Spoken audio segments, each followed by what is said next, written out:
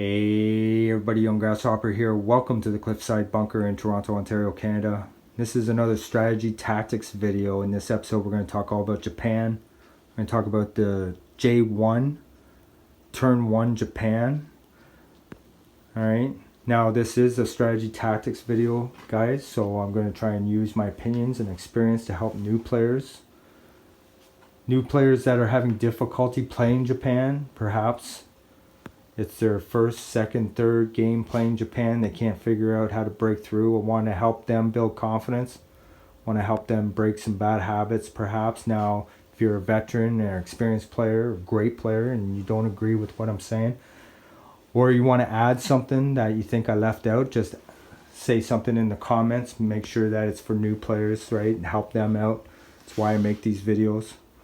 So, I have a lot of confidence playing Japan. I enjoy playing Japan. If you were to ask me which nation I want to play the most, it's Japan.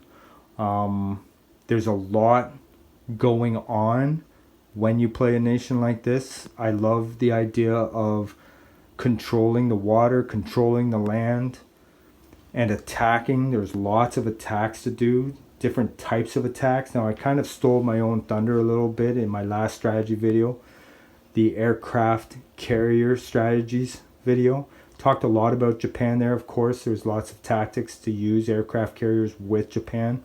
I enjoy using aircraft carriers. I love using and finding creative ways to use aircraft carriers to attack, to extend the range of my aircraft. And there's lots of aircraft for Japan here. There's 21 to begin the game.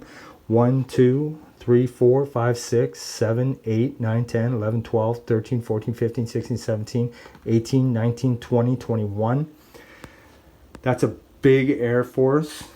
Now, a lot of people are intimidated playing Japan because they feel like they're a bit behind the 8 ball, surrounded by so many enemies. We have Russia 1, China 2, UK Pacific 3, Anzac 4, and America 5.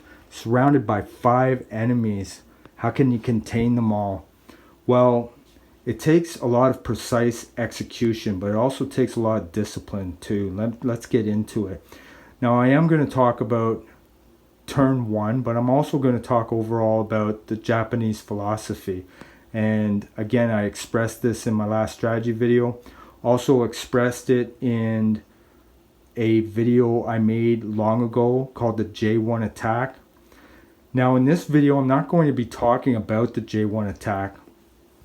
Of course, the J1 attack is a term used when we're talking about the decision to bring the Pacific Allies into the war. America, Anzac, and UK Pacific.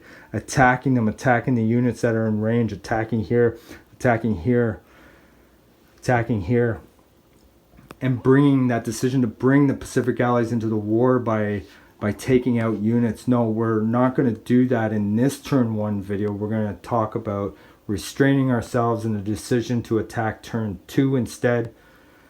And you know, I had a lot of success with turn 1 attacks, but I wanted to challenge myself to see if I could accomplish the same things. If I could, you know, take the same territories, you know, and challenge myself to do it turn 2, because a turn 1 Japan attack on the Pacific Allies does put a lot of stress on your European Axis teammates, all right?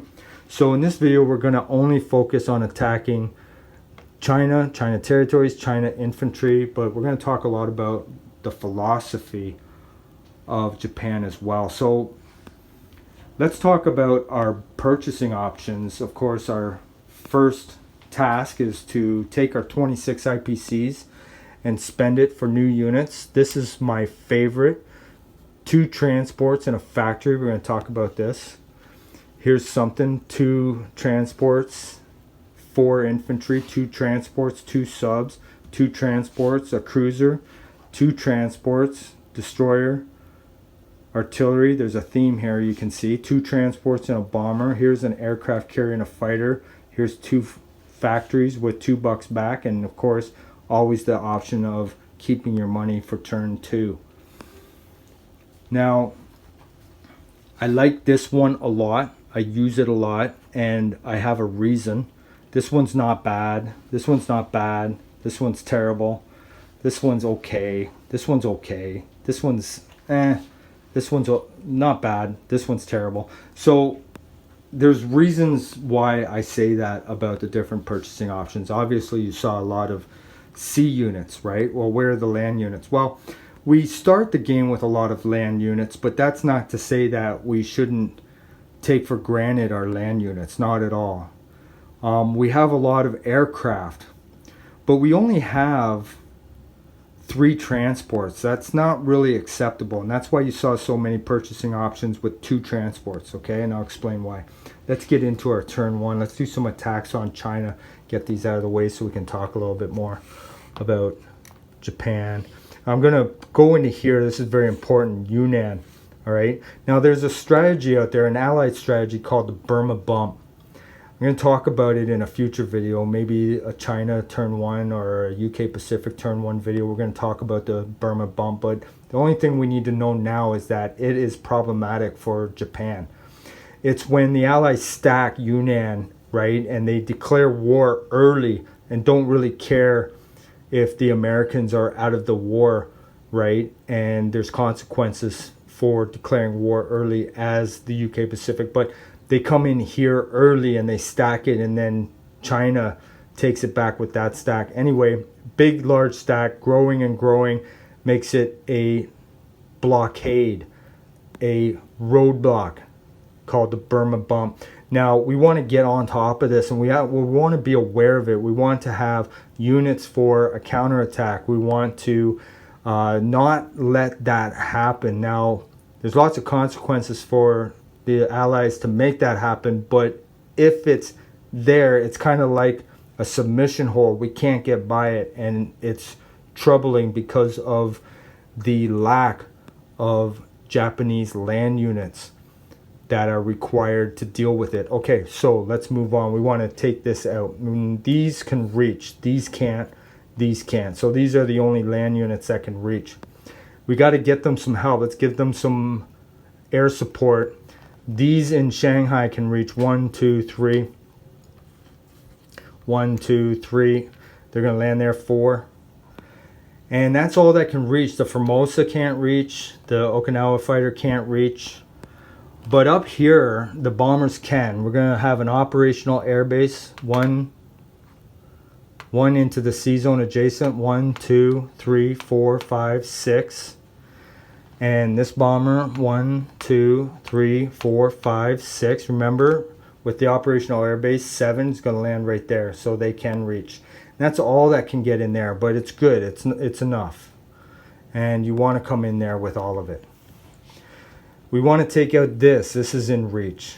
J1 attack, we might split our infantry and come in here, making this one very hairy, but because we're not attacking this, we can afford to now come in with good odds. We're going to bring in 3 infantry. We're going to leave this artillery back. I'll show you why. And we need some air support for that as well. Up here in Manchuria, these units can go 1, 2, 3, and 4 land here. The 2 tactical bombers being boosted, 1, 2, 3, 4, being boosted to at 4.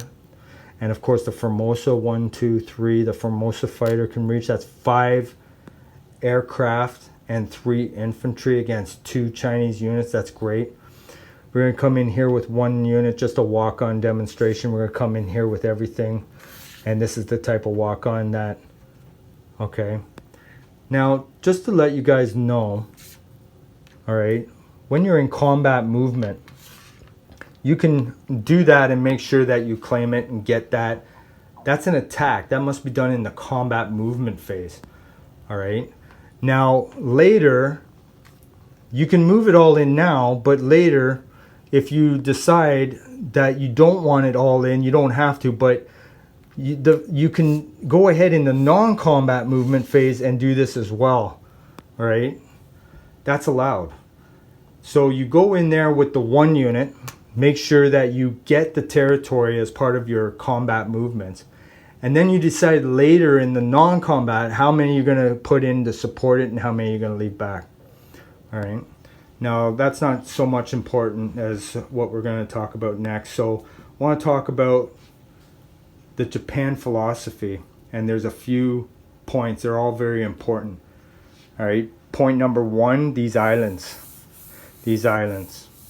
Point number 2, the ground and pound going inwards. Okay, towards India. Third, the strategic bombing and the convoying of India and that economy. And fourth, the naval blockade to keep the large American fleet to the outside, and it's going to be a blockade here, coming up here, and controlling the movements of your enemies. Okay, so those are the major points of the Japanese philosophy. All right, I hope I'm not missing one. So the islands, the ground and pound, the hitting of the economy through strategic bombing and convoying on India and the taking of India, and then the naval blockade to keep the American fleet out. Now, I want to talk about each and every one of these individual points because they're all very important. Let's talk about the islands. Now, Borneo's worth 4, Java's worth 4, Sumatra's 4, Celebi's 3. Now, controlling all 4 of these islands as Japan is going to give you an extra 5 IPC's national objective. Now, let me just first make a comment and make a statement, and I strongly, I can't make this point strong enough. A rich Japan is a successful Japan. So a rich Japan is a successful Japan. How do you get rich? By taking these islands. Can you get rich by taking these islands? I don't believe so. I don't think so. That's my opinion. Look at the money here. 4, 4, 4, 4, and 3. Sorry, 3 4s and a 3 plus the 5 IPC's national objective. I mean, that's huge. That's a lot of money. Now, of course, by not attacking turn 1, we can't get all 4 of them by the end of turn 2. It's not possible. It is possible if we do the J1 attack and we start getting Borneo and we collect these 3 from Philippines and have them all by the end of turn 2. But by not attacking turn 2, we can't have all of this money by the end of turn 2. We can have it by the end of turn 3. That's possible. And we want to make sure that that happens. Now, here's the thing about the islands, right? A lot of people might want to just take their entire fleet, come here, purchase an early naval port for here and threaten India right away. Sure, that might help negate the Burma bump strategy, but your entire fleet is just going straight for India, and it's the only purpose. They're putting all their aircraft, all their purpose. They're not attacking and going deep into China at all. They're forgetting about the ground and pound necessity. They're forgetting about the island necessity. They're even forgetting about the naval blockade because everything is coming here with a naval port to take India. And sure, the Calcutta Crush is a strategy. I don't agree with it, and I don't support it.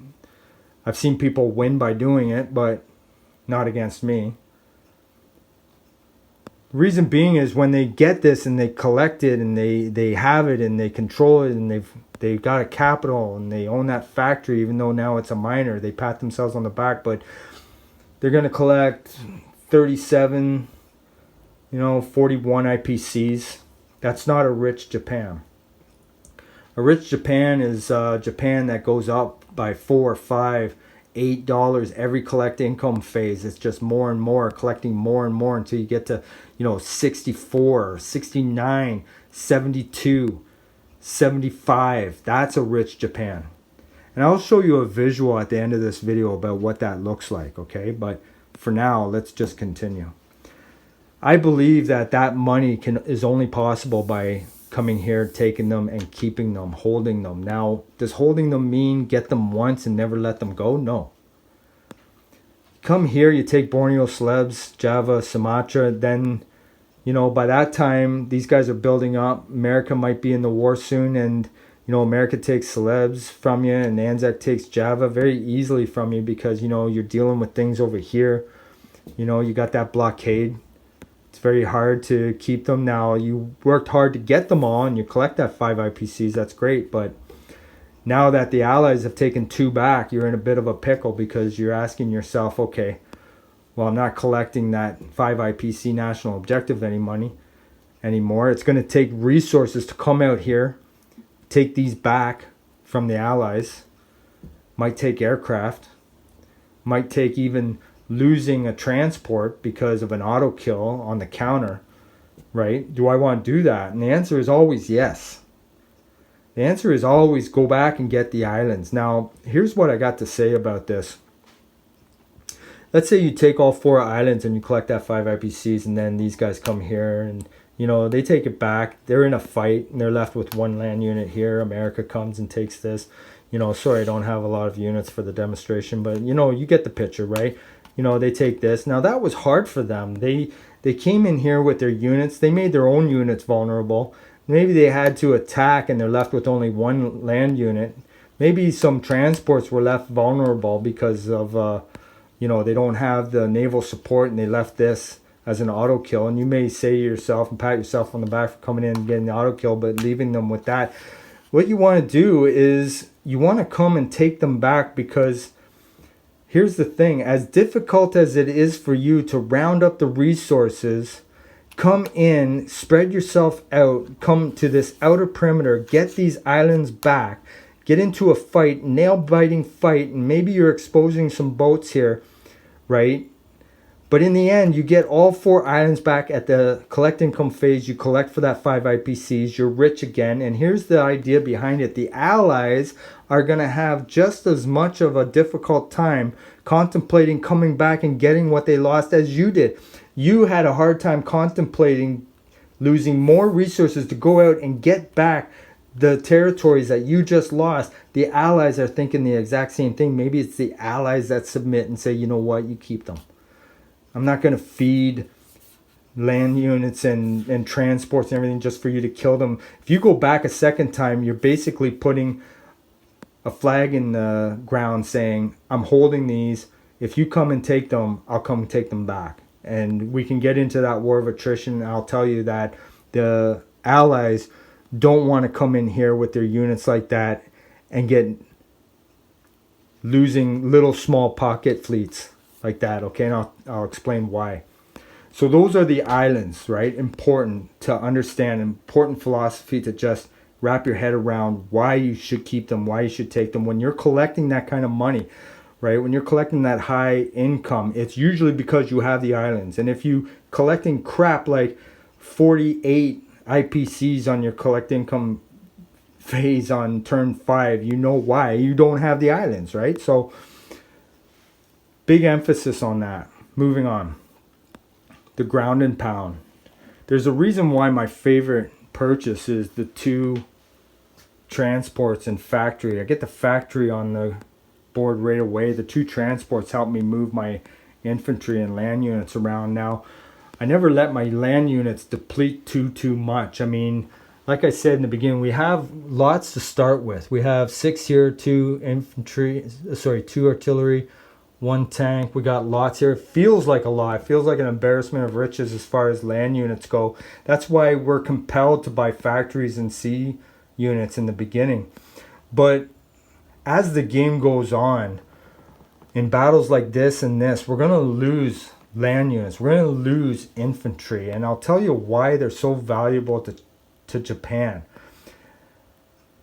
Infantry units, land units are valuable because they're needed in battles like this to be transported, take out these units, to come in, take out the Philippines, to land in other territories like here, because all of our planes are coming to land here, so we need to reinforce them with other land units on turn 2 to build this up, not only to counterattack this because this is coming back, but to protect our planes.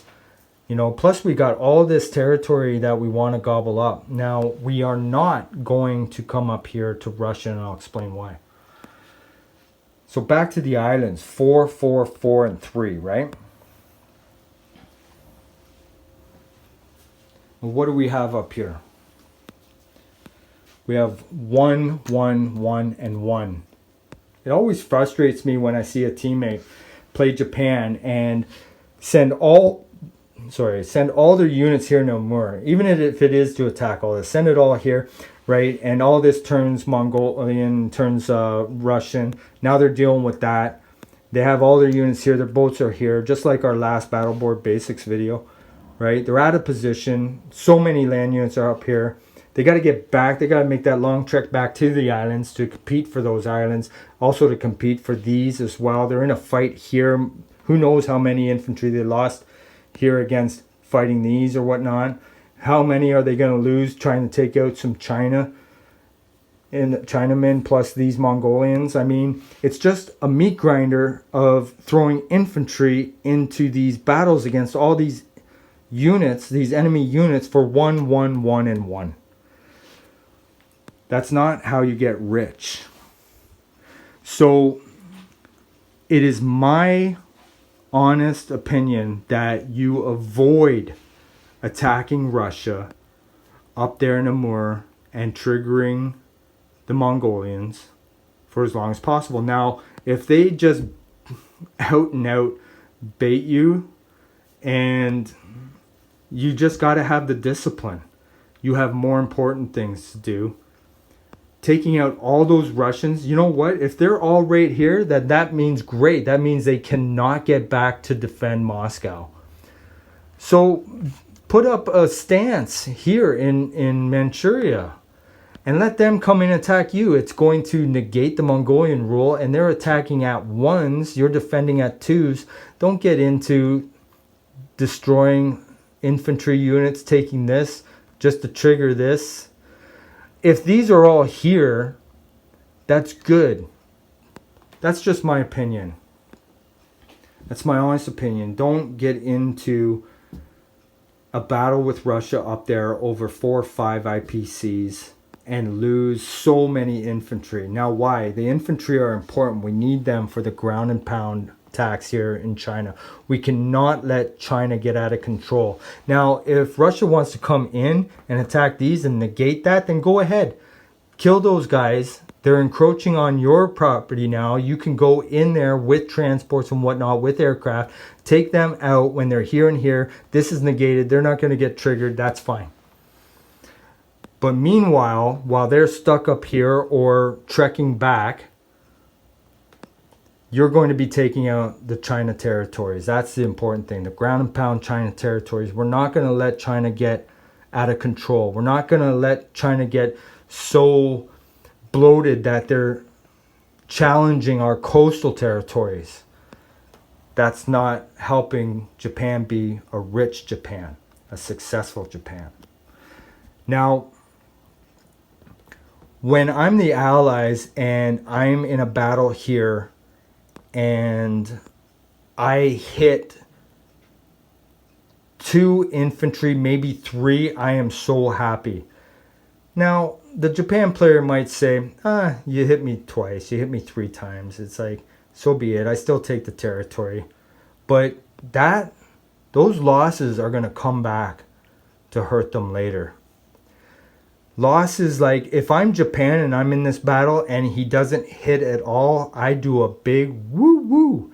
And they're like, what are you woo wooing about? I mean, obviously I missed, so be it. Hey, I kept all my infantry. That is huge. Just like here in the Philippines, when you take the Philippines with 2 loaded transports and you come here and the 2 infantry that are left there, if they do not hit anything, that is great because your loaded transports remain loaded. If they hit 1 transport, then you got 1 transport limping into these battles half full.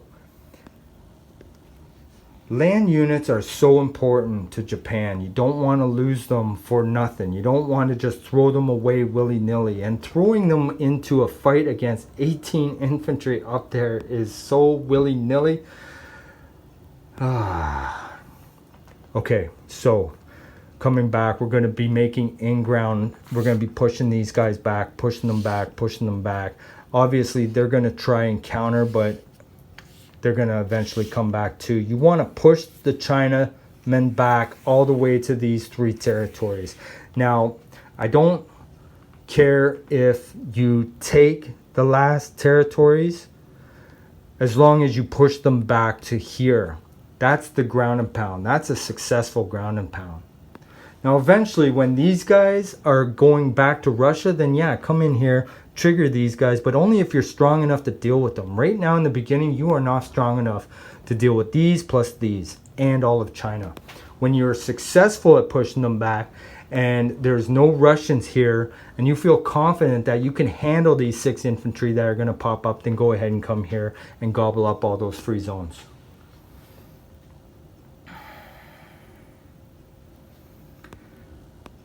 So, taking a bit of a break here.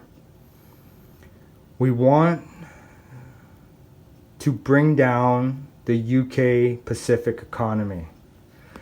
Now, skipping these islands is not an option, in my opinion.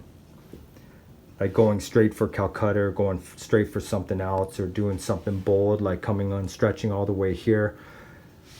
You want to take away the economy, especially this 4 IPCs for Borneo. You want to get these guys down to 7 IPCs, maybe even less, right? So how do you do that? Well, bombing raids. And eventually in turn 2, turn 3, definitely no later than turn 4, you want to buy your 3rd bomber, all right? And you're going to bomb the factory, the India factory, and you're going to convoy by getting your subs, the 2 subs you start with, all the way down here. Now the plan is that this is where they end up. And it usually comes by when you're ready to attack the Philippines, you're going to bring the submarines in here to attack the Philippines. Now these could be long gone, all right? I'm sure they will be. But by being here and taking this, you've got the naval base now to come 1, 2, 3, get closer to this spot. You want to be here. You want to be convoying India. This is going to allow you to suffocate this nation and keep them from building lots of units on this large factory while you take the islands. Okay? A lot of people say, and they think to themselves, oh, I got to skip the islands because I can't let this get out of control. This is how you keep it from getting out of control. You bomb the factory and you convoy the territory. A lot of people say, well, I don't like strategic bombing. Well, this is the #1 time in the entire game with all the nations in which you should and must, in my opinion, bomb this factory. I don't like strategic bombing. I don't like losing my bombers to an AA shot. I say you need to nut up.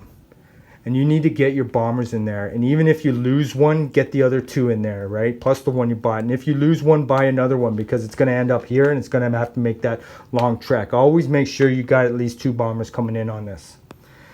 Now, obviously, you can't do a turn 1 because you're doing this and you're not even at war yet in this scenario. But as soon as you're at war, from here, it's 1, 2, 3, 4, 5, 6 from here. 1, 2, 3, 4, 5, 6 from here. The safety from here. It's safe here. Now, a new bomber can come down and land here no problem. Maybe it can hit something along the way and land there, but this is your point you want to get to. And it's okay that they stay there the whole game. They can hit a lot of stuff around here. They can hit some transports that are left alone, but ideally you don't want to do that. You want to leave them here so they can go 1, 2, 3, bomb, 4, 5, 6, land. All right? And it's going to take you longer to get these here, but that's their spot. That's where they belong. That's where they need to be eventually. All right? That's the best use for them. Now, if you don't have an island, maybe on your way to getting there, if you don't have an island, maybe you want to park there. If you know that you cannot get the island, for whatever reason, if you cannot get an island and you're going to lose that, you want to maybe keep one there because that's a convoy zone. At least try and take the money away from them if you're not going to collect it. But ideally, you want to take that back with land forces. But if you can't, you want to convoy them so they don't collect it. On their way to coming here, though, this is where they got to be. Now remember, even here, if you can't get Malaya or Shan State, even here's a good one, because that's 3-4 right there. That's 4. You want to take as much money as you can. So you're taking money from here by being here, just as if you're being here, but this is where you want to eventually be. Okay, this is only worth 3, but this isn't going to belong to the UK Pacific all the time. Only when you don't have them, convoy this. Only when you don't have it, convoy this. Only when you don't have it, convoy this. But when you control this and all of this, which you will before you take India, this is where it should be. All right. So obviously the goal is to land in India, but that is like a turn 4, turn 5, turn 6 strategy. I'm not going to get into that. Obviously, as part of the philosophy is to sack India. All right. And that's part of being rich. Now, I see this mistake a lot, and it's when people do a Calcutta crush and come all the way here with their fleet, come here, buy a naval base, come here, skip the islands, come here, take India, right? And now they got it and they're patting themselves on the back. Maybe they're collecting only like 41, 42 IPCs at the time for it, right? But then they get crafty and they look over here and they're like, oh. And they got a big Japanese fleet here. They just took India. They don't have the islands yet. It's uncontrollable. Like there's in a fight here with China, and China's getting creeping because all their land units were here for that rush strategy. And they look over here and they say, well, maybe I can help Italy. And they take their fleet and they come and they help Italy and they forget all this. And that is the beginning of the end of Japan. It is my experience, it is my advice to not pass this area. Do not come over here. Do not come in here to the Middle East. You are going to be so far away from the action. What action? You say, well, this is your domain, controlling the Pacific, pushing the Allies back. And if they've abandoned, right, then go and make them pay for abandoning. Take Hawaii, take Sydney. I guarantee you that you did not achieve everything over here enough that it makes sense to now go to Africa and be the king of Africa as Japan. It's interesting and it's fun, and you know what? Italy's in trouble, Germany's in trouble, the Allies have the Middle East. I could really help, but no, that's not your area. And this is another tactic I want to talk about, just keeping things tight, being disciplined. This to me is an undisciplined move going into here with valuable sea units and landing forces here to get into a fight that is just too massive for you. Here, you get back an island, you get this back. The Allies aren't going to give up just because you took India, right? So you want to get back into the Pacific after taking India. But I don't agree with going for an India-Calcutta crush anyway. What I am trying to emphasize is getting the islands first, getting the units inward, right? Cutting back down here, building up a landing force after you have Philippines, after you have these islands, after you have Malaya, coming in here, using this naval base perhaps.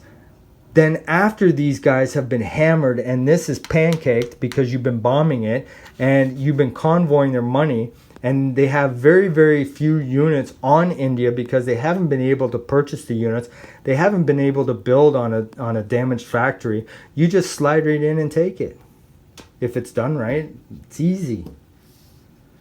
Sure, you won't be taking a lot of money from the capital cash on hand, but hey, that just means that you did a good job. They didn't have anything to spend. Their factory was so totally damaged that they couldn't build a single unit. And even if they did have an operational factory, you convoyed them for so much money that they could only build one infantry anyway. That's the kind of Japan.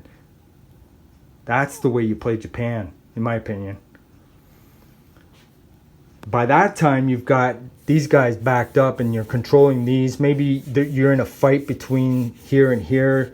You know, it's okay if you let them take back all of these because you went for India, but don't let them encroach past this. You know, don't let them take this. You know, get into a fight for this. You know, and again, just like not sending your fleet past this, there's no reason for you to come and go over here. There's no reason for you to take your land units after destroying China and go after Stalingrad. That's not your plan. It's not your objective. Now, I know the out-of-box rules, the victory condition for the Axis, you know, declare that you need so many victory cities, and maybe going all out for Stalingrad is one of those victory cities that you could help and eventually win the whole game for the Axis. I think it's a goofy victory condition. But, you know, if that's going to help win the Axis the game, then go for it, right? If it's right there for you, then go help Germany do it. But, you know, what you want to do is you want to put yourself in a position where you can win the game over here by getting 6 cities. You know, if Germany's screaming for you to take Stalingrad, it's like, hey, I'm going to win the game myself over here. I'll get the 6 cities. Don't worry about Stalingrad. Just you worry about not losing Berlin. So that's the attitude. That's the confidence that you need to have. You know, the half of the board, stick with this side. Remember what I said in the beginning? You have 5 enemies. You are surrounded by 5 enemies. Why do you need to go over and help Germany and Italy? You don't. You have more than enough to do over here.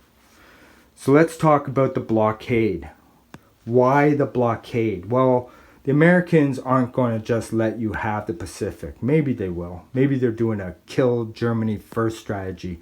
Or maybe, you know, they're going to do a kill Japan first strategy, which is even more reason to play more discipline.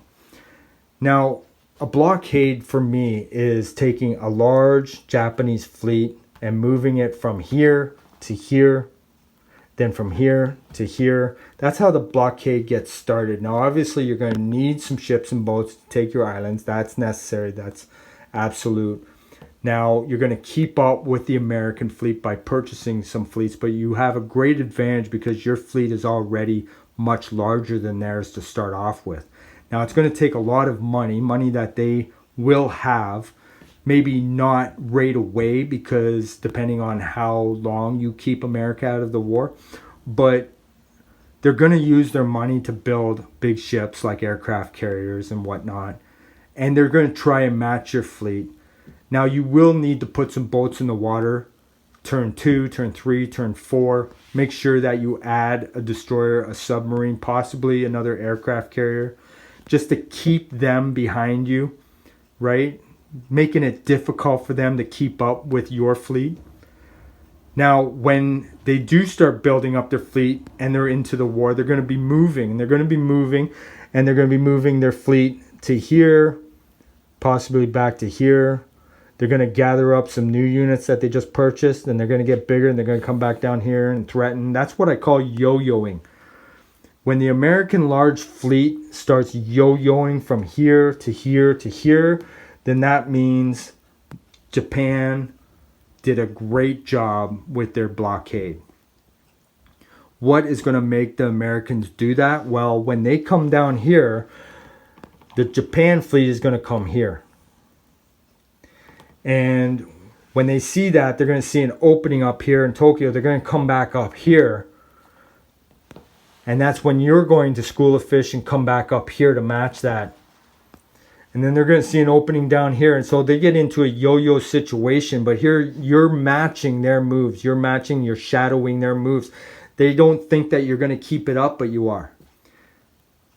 Now, you're matching their moves, but maybe one time they come in here and they got a massive American fleet right here. Caroline Islands, they take it. You know, now the Anzacs have got 3 fighters. Maybe they come in here. They got that 3-plane scramble and they're here, right? And you're here. And it's a face-off. Happens a lot. Your fleet is big and his fleet is big. You got a 3-plane scramble and a kamikaze. That's the kicker. The kamikaze is the kicker. These guys got the 3-plane scramble but no kamikaze. But here's the deal. If you go in and attack them, you're attacking, your fighters are attacking at 3. Their fighters are defending at 4. Their aircraft carriers are defending, yours are not. And you don't have your kamikaze advantage. Now, here's what I suggest. Here's the perfect blockade, is just sitting here. Let them sit there, you're sitting there. They're baiting you to attack, but you're not gonna. They're gonna start thinking they should attack, and then they will. And that'll be fine because you have kamikaze tokens, you got a 3-plane scramble, and your fleet is probably bigger. And here's the thing. If they want to trade fleets with you go ahead and let them come attack you. You've got the @4 for your fighters, and your carriers are going to defend, and you got your kamikaze tokens, and you got your 3-plane scramble @4 on those 3-plane scrambles. So let them attack you, let them lose their fleet, let them have the bad odds. One mistake I always see the Japanese player is going away from their advantages, and it's just like up here. When they take @1 infantry, they go into attack @2 infantry. It's not necessary. You don't have to take your fleet and come here and attack. You don't have to. If they come and attack you and you have the odds to destroy them and whatever, and you lose half your fleet, maybe you lose all your fleet, then that's fine. Now, losing half of the Japanese fleet is devastating to Japan. Losing half of the Japanese Air Force is devastating to Japan. You want to keep those numbers up as long as you can. Now, if you're throwing aircraft and ships into battles that are necessary, like taking these islands back, all right, like defending here and you lose them to an attack, that's fine. Those are good attacks. Those units went down good. Don't do anything foolish, because when you do something foolish, like stretch yourself out, like Hail Marys. The Americans here coming in here to attack this fleet is a Hail Mary. It's a left hook. You want to stay tight and you want to hit the body and you want to jab uppercut and hit the body, jab uppercut. That's why you want to stay within this perimeter here. Okay, the islands, Philippines, Tokyo, stay within here. Don't expand out. You don't need this. If it's late game and you've got Calcutta and the islands and China's under control, then yeah, go for it. You've accomplished everything else. This is the end game, this over here, but not when you're blockading, not when you're keeping the islands, not when you're going for India, not when you're keeping these guys that way. Keep it in here. Keep it tight. Body shots, uppercuts. Let these guys do the Hail Mary left hooks, okay? Now, I'm missing something. I feel like I'm missing something. Now, when it comes to attacking, and I said this in the carrier video, I talked about it a lot, fragmenting attacks. Playing Japan is unlike playing any other nation. When you go to attack, like for example, turn 2 when you attack the Pacific Allies, turn 3 when you decide to attack the Pacific Allies, you're going to be in a position where you're hitting this, maybe this, 1, 2, 3, 4 territories there, maybe a couple blockers up here, whatnot. And you're going to need to divide your forces in a way that is just 2 units in a plane. You know, carrier, destroyer in a plane. 2 infantry and 2 planes. 2 infantry, 2 planes. 1 sub, 1 plane. Amphibious assault. You know, attack a boat. It's going to be fragmented. You're going to have like little small battles everywhere. You're going to have to learn how to divide your forces in a way that give you good odds in every battle. Not overwhelming odds, but this idea of just overpowering one area and leaving 2 areas that you could have attacked. You got to hit everything you can reach with everything that you got, but you got to do it in little bits, fragmented attacks, right? And you're going to use your aircraft carriers to try and get your aircraft as far into those battles as you can. Give them some legal landing spots. Okay, don't expose boats when you don't have to.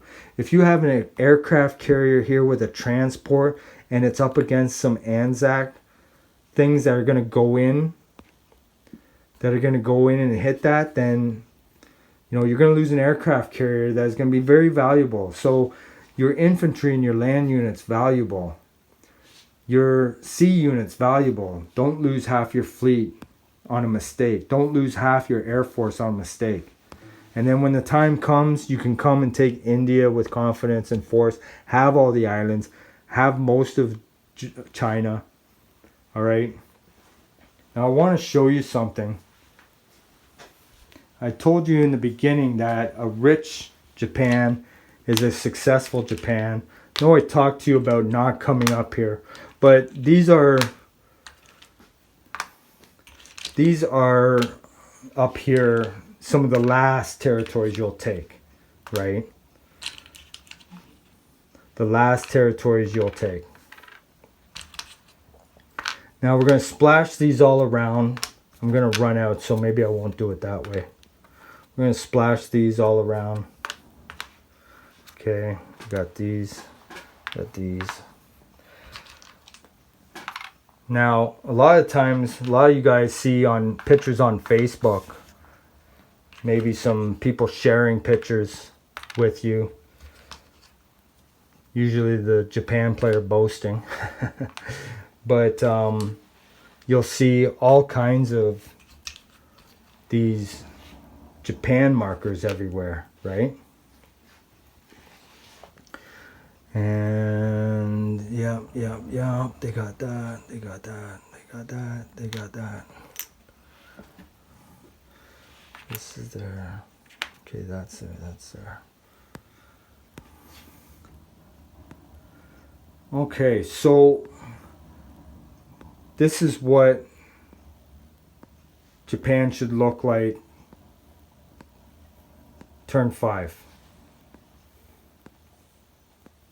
This is what Japan should look like turn 5. Okay?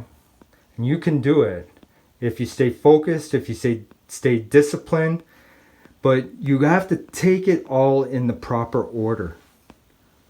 For example, I mentioned that these are the last territories you take, in my opinion. Maybe they're the first, and you have a strategy in which you could go up there and deal with those early and come back down here. But to me, those are the last territories you take. Obviously, these are going to be the first territories you take, right? Because even if you do a J1 attack, you're still going to take those. These down here, the second. This island, Philippines, these. And then this you want to take.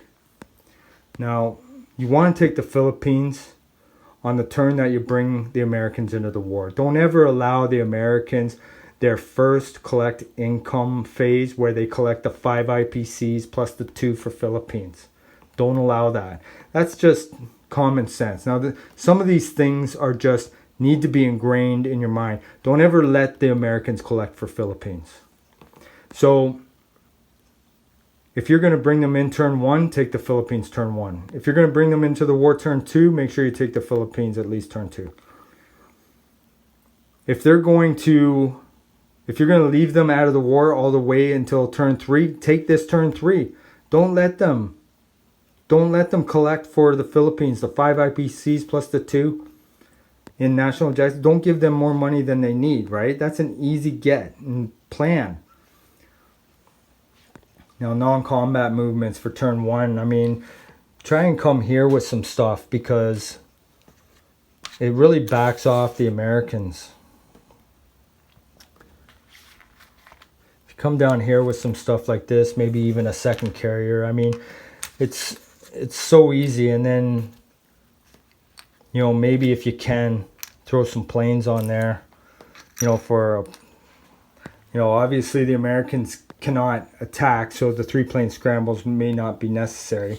You know, this here is not going to be enough. But by doing this, by fortifying here in your non-combat movement turn 1, again, we're talking about a turn 1 in which we only attack China, right? By coming in here and fortifying here, you're going to scare them off so that the Americans really want to take this and amalgamate it with this and stay safe here, so that they can put themselves in position to move and have that freedom to move anywhere they want along here. Even if they're neutral, they're going to be able to have some spots where they can. But by being here and the initiative for attacking always being in Japan's favor, they're not going to pull up here because they can lose it all to a Japanese attack with this and with this up here. So by holding up here, you keep these guys at bay. They go back and they've lost a step. Same thing with these guys. They're going to hold up here and they're going to build and they're going to fortify because they're scared. They're scared that you're going to be able to come down and take. I mean, obviously, bring at least 1 transport loaded. But, you know, you don't even have to load it, right, because the 2 infantry here will. But, you know what I'm saying? I mean, they're worried that they're going to lose Sydney early because of this.